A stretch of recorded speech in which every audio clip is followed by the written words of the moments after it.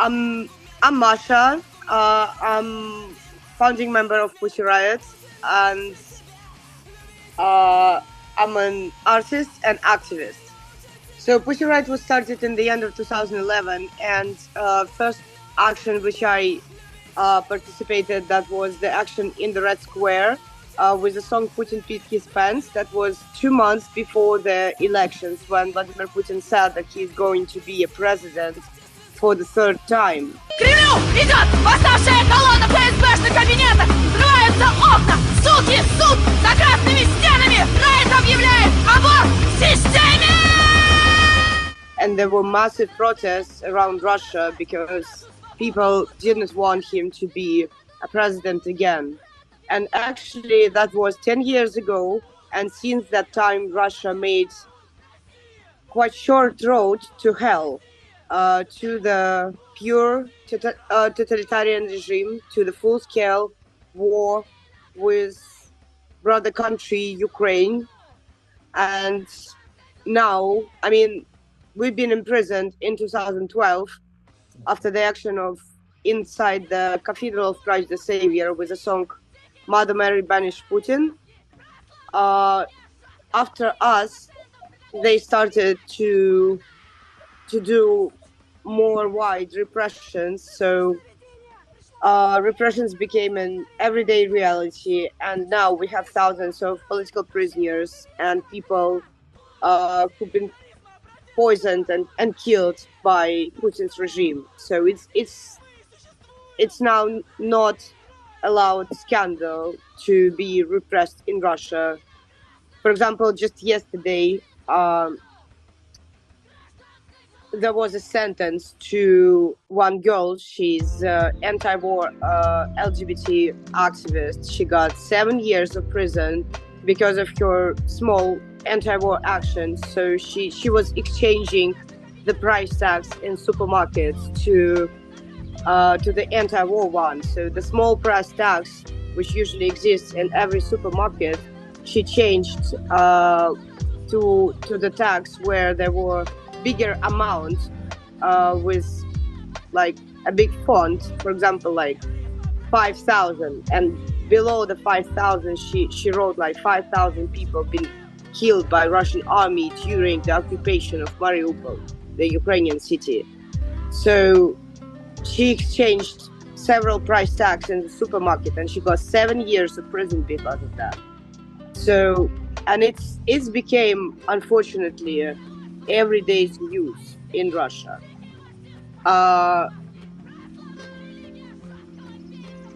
The goal of Pussy Riot is to fight with Putin's regime, and we are the feminist collective, so it's important to us to articulate the feminist fight. And I mean, the goal didn't change since the beginning. It's still this goal, but regime changed. So when we've been imprisoned, we got 2 years, and that was a long case, the scandal. Now you see, people are getting 7, 10, 15, or even life sentence like Alexei Navalny. And there is no surprise anymore.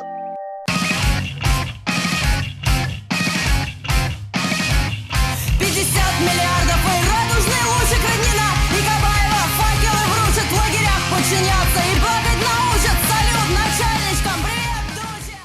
My motivation is very simple. I mean, I'm a human. I'm very sensitive to injustice everywhere, not only in Russia. And if I understand that I can do something, I will do it. Because it doesn't matter where you was born. I mean, I did not choose where I will be born. I was just born in Russia. But, you know, a lot of countries have problems, and a lot of people like choose that they will stay aside. They will just live their life and do not care. And I think this is a major problem of like a lot of things, because when good people decide that they will be silent, they will just, stay aside. Sometimes bad people take the stick and start to act. And it's important for us to show right days now here in the United States, because next year you have elections, and I super honestly don't want someone like Trump to be a president again, because if he will be a president, that will be a union between him and Putin, and actually that will be the end of Ukraine. And they are the bravest country in Europe. They are fighting to be a part of Europe. They are sharing European values, and they are just fighting for their independence. And the crazy wish of Putin is actually to rebuild the dead body of Soviet Union with rockets, tanks, army forces, whatever they have. And it's just unfair, and it's just horrible, because several million people became refugees. Hundreds thousand people died because of this imperialistic macho ambitions, and I want I want to stop it. And I really I really hope that people will hear us and what happened with us, and learn it as a lesson of what should not be repeated, which shouldn't be like which shouldn't exist in their country, and go and vote and take the streets.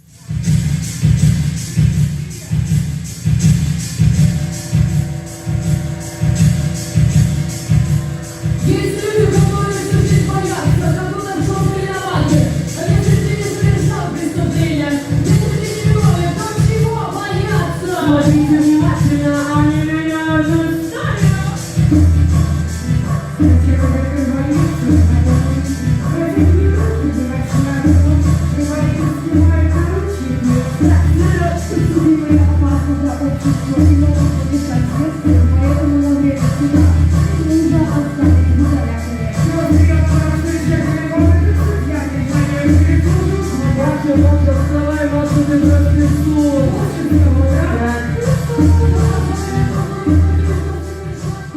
It's a multi-genre show. It's kind of hard to describe it as a concert or as a theater, because it's a lot of things mixed.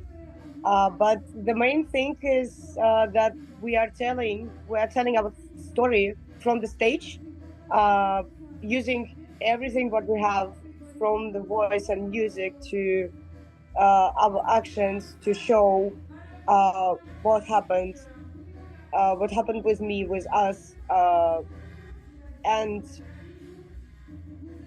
then people should decide themselves what to do with this story.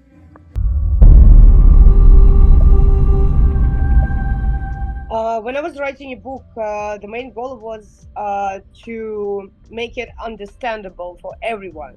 So me and Olga, who was editing the book, we were thinking about, let's say, 17, 19 years Argentinian girl who doesn't know anything about Russia or Putin, or even probably don't want to know about that, because it's far and just probably not interesting. So the main goal was like to imagine this person opening the book, just found it somewhere, and push this person to not close the book until the end. Because I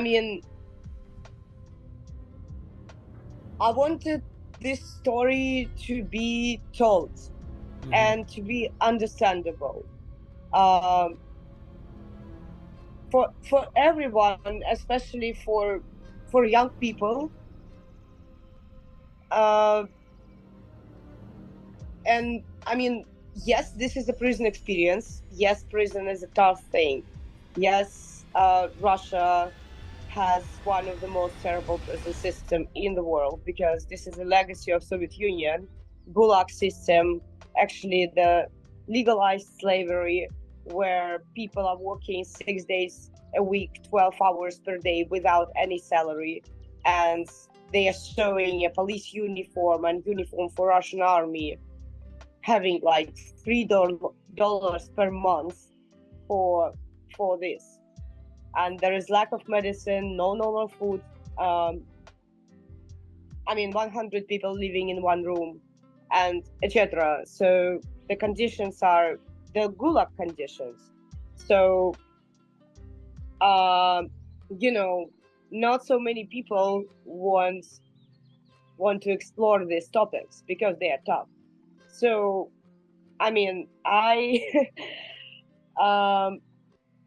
and if you want people to read about that, you should find a way how to explain and make people do not close this because it's too hard.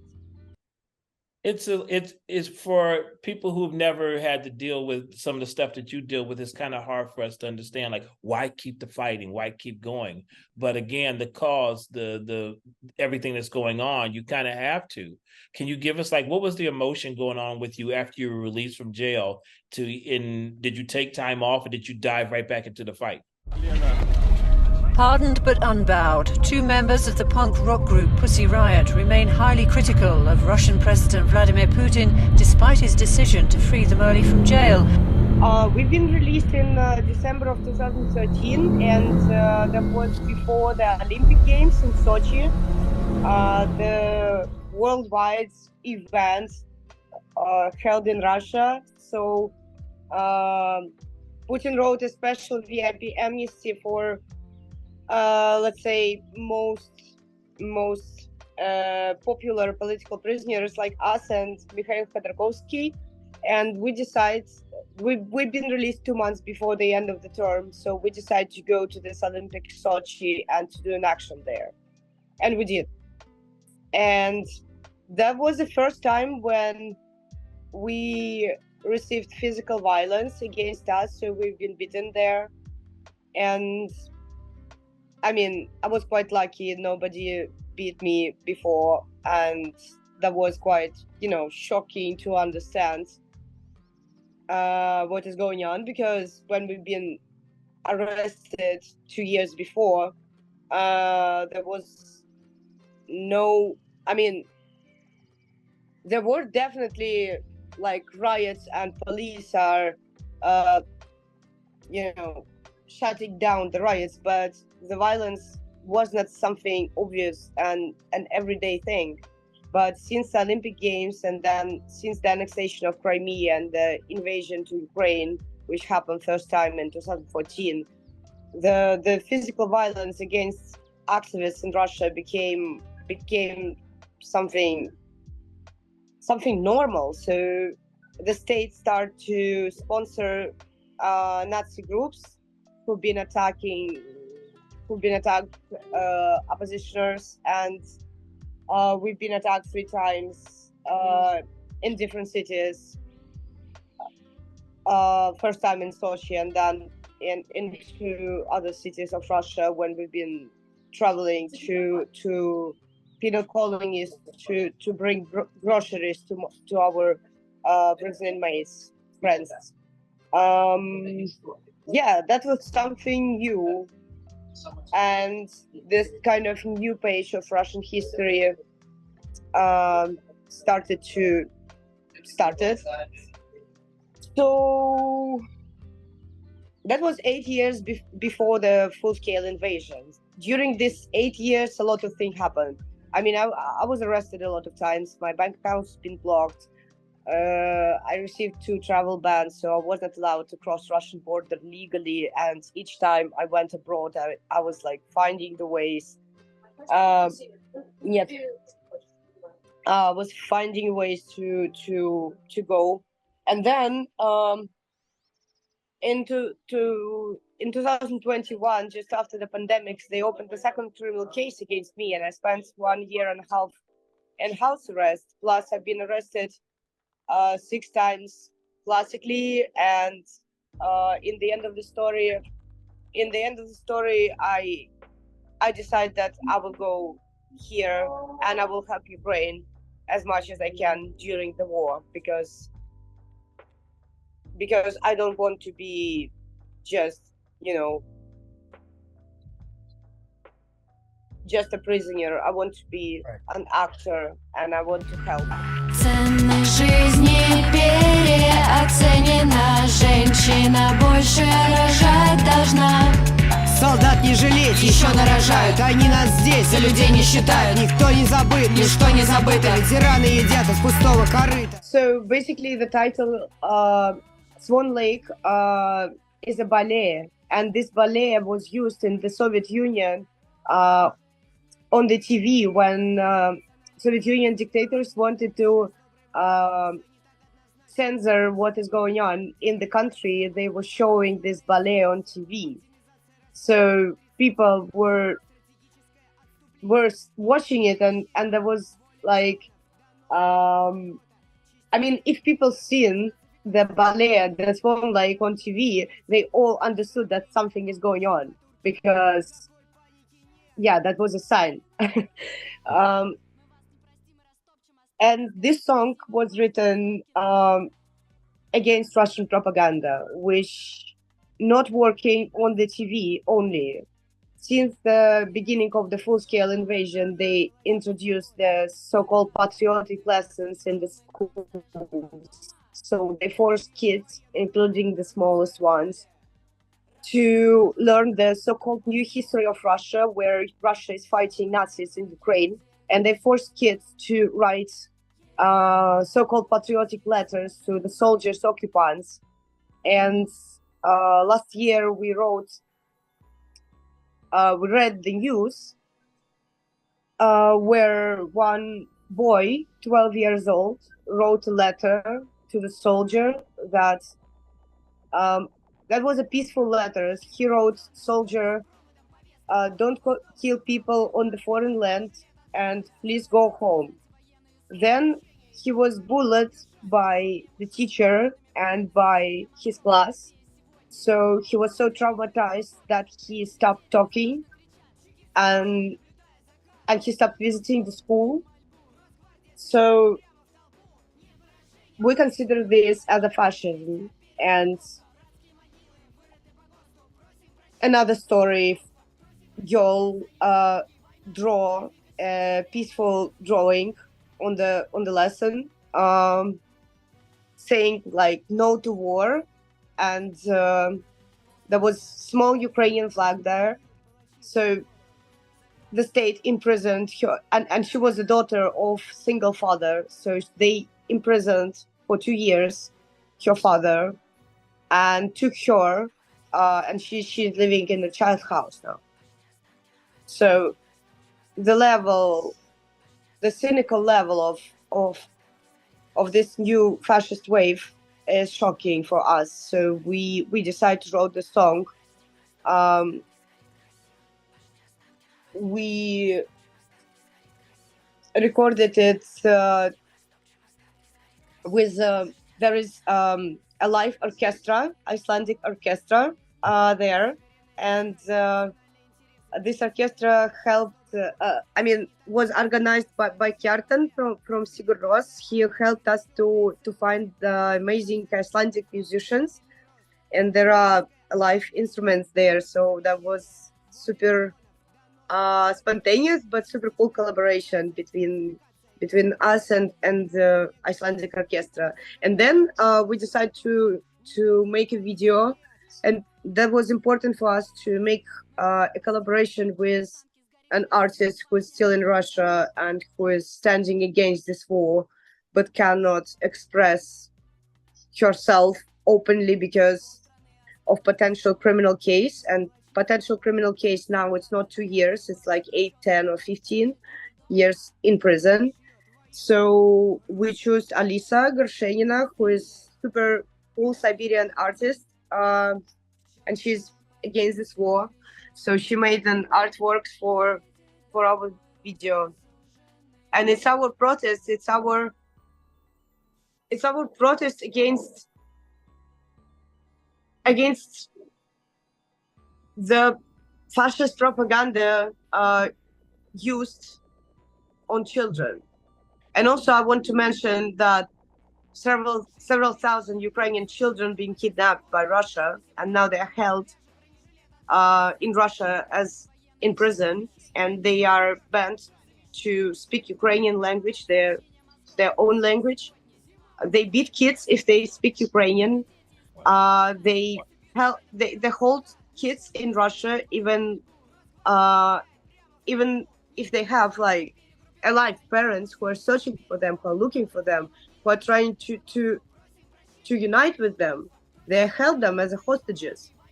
Wow. And to look a footage of several kids who've been united with their parents and was like exchanged to some, I don't know, Russian soldiers kept in Ukraine during the war, to listen the witnesses of these kids, it's so horrible. I mean, they are telling how the grown-ups Russians been beat them for just speaking their language. That's right. Super important. If good people around the world will stop be silent and stop to use their voice for good. So Riot Days have two producers, me and Sasha. And Sasha used to work as a musical producer in Russia before he was repressed because of his support of Pussy Riot. And he knows a lot of Ukrainian musicians with whom they are good friends. And when the war started, he called Ukrainian musician and asked whom we should help. And they recommended this hospital. We are in contact with them for a year and a half since we started this help, and actually so it's already 500 children been killed by Russian army and thousands of kids been I don't know the English word, but attacked. Yes. And I mean, this is the best hospital in Ukraine, and they are taking care about on the most complicated cases. So we don't want children to die, and we actually don't want people to die. And we all think that doctors who are now working in Ukraine are superheroes, and we want to support them. We have social media, so we post there what is going on. And Riot Days have a website, but there are no button of donations because we just didn't think about that. But there is a link to Okhamadit Hospital there. Okay. And that will be really cool if people will just learn about what is going on and decide are they going to support it or not. And then again, it's super important that people will just act as much as they can to fight for their countries. And we need more activists around the world. Прости, растопчем останки, сгорит красиво. Пошли останки на вас, не простим, растопчем останки.